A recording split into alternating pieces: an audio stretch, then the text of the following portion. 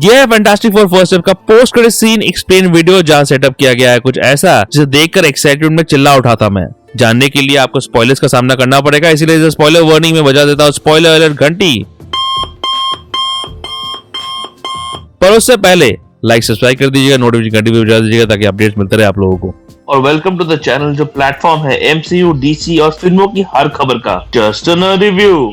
Fantastic four first steps एक brilliant science fiction film है जो मजा देती है, पर इस फिल्म का क्रेडिट सीन दो अलग अलग इमोशन देते हैं।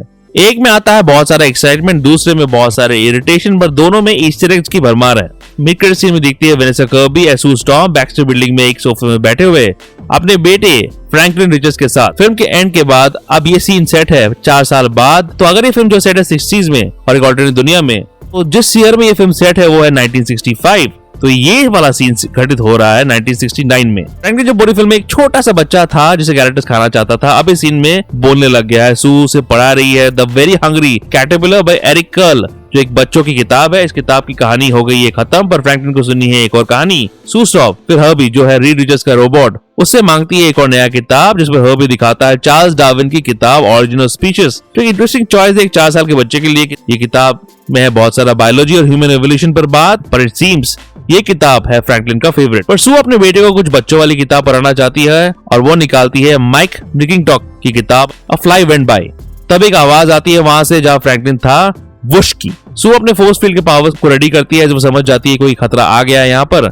वो फ्रैंकलिन की तरफ बढ़ती है और फ्रैंकलिन के सामने एक ग्रीन रोब में बैठा हुआ आदमी जिसके हाथों में सिल्वर कलर का मास्क, जिसे फ्रैंकलिन क्यूरियसली देख रहा होता है। और ये आदमी ऑब्वियसली है विक्टर वॉन डूम, मार्वल का अगला बड़ा विलन जिसे निभाने वाले हैं एमसीयू के iron man Robert Downey junior.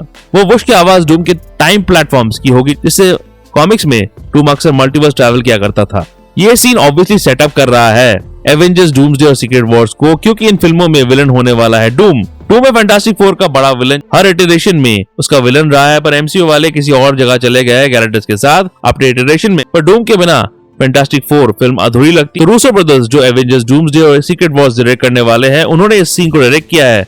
वो लेकर आए अपना पहला छोटा सा लुक अपने बड़े विलन डूम का इस क्रेडिट सीन के थ्रू। एक पॉसिबिलिटी है कि ये डूम किसी और यूनिवर्स से आया है, पर इस फिल्म में एक लैटवेरिया दिखाता था जो कॉमिक्स में है डूम का किंगडम। तो हो सकता है कि डूम फैंटास्टिक फोर की दुनिया का ही हो, जिसे पता चल गया हो कि फ्रैंकलिन के पास है कॉस्मिक लेवल के पावर्स। फ्रैंकलिन ने इस फिल्म के आखिरी सीन में अपनी मरती हुई मां सू स्टॉर्म को बचाया था और फिर सू ने उसकी म्यूटेशन पर बात की थी। कौन है फ्रैंकलिन? फ्रैंकलिन रिचर्ड्स है रीड रिचर्ड्स और सू स्टॉर्म का बेटा। वो है एक म्यूटेंट और एक पावरफुल रियलिटी रैपर। वो है मार्वल की दुनिया का one of the most powerful beings में से एक। बचपन से ही पावरफुल था वो। फ्रैंकलिन ने अपने गॉड लाइक एबिलिटीज का इस्तेमाल करके मल्टीवर्स को रिस्टोर भी किया था जब मल्टीवर्स बर्बाद हो गई थी इनकर्जन की वजह से। तो बेसिकली मार्वल की आने वाली event movie Avengers secret Wars में फ्रैंकलिन का क्रूशियल रोल होगा। तो मार्वल फ्रैंकलिन को उसकी पावर लेवल में रखना चाहता है, इसीलिए पहले कैरेक्टर्स ऑफ डूम उसे पाना चाहता है किसी भी तरह से।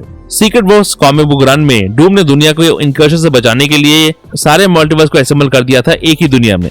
जिस दुनिया का राजा था वो जिसने उसे बना दिया था गॉड एम्परर डूम, यानी उसने दुनिया पलटी, हीरोज का ब्रेन वॉश किया और बन गया वहाँ का राजा। यहाँ तक कि उसने रीड के बच्चों को अपने बच्चों और सू को अपनी बीवी बना दिया था उस कहानी में।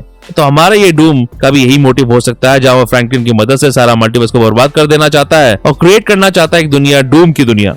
New mask, same task. Post credit scene में ऐसा कुछ नहीं है, सिर्फ एक in film fantastic four cartoon series की झलकियां दिखाई जाती है जो ऑब्वियसली इंस्पायर्ड है 1964 की हैना बारबेरा एनिमेटेड सीरीज से, जो फैंटास्टिक फोर की कहानी थी।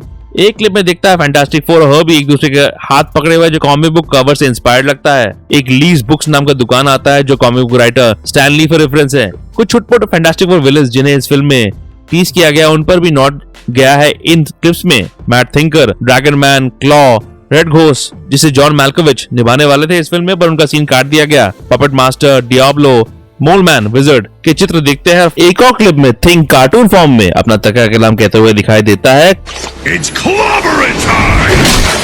क्लॉबरिंग टाइम थिंक ने बोला था फैंटास्टिक फोर इशू 21 में सबसे पहले। के बाद से थिंक के किरदार के साथ ये जुड़ गया है। इस ऑर्डिनरी यूनिवर्स में इस तका कलाम को एक इन मूवी कार्टून सीरीज की उपज दिखाई गई है जो एबॉन मॉस बैकरैक का बेन ग्रिम बिल्कुल पसंद नहीं करता, बोलना ही नहीं चाहता इसको। आखिर में एक सिनेमैटिक मूवमेंट में बोलता है कैरेक्टर्स को अटैक करने से पहले।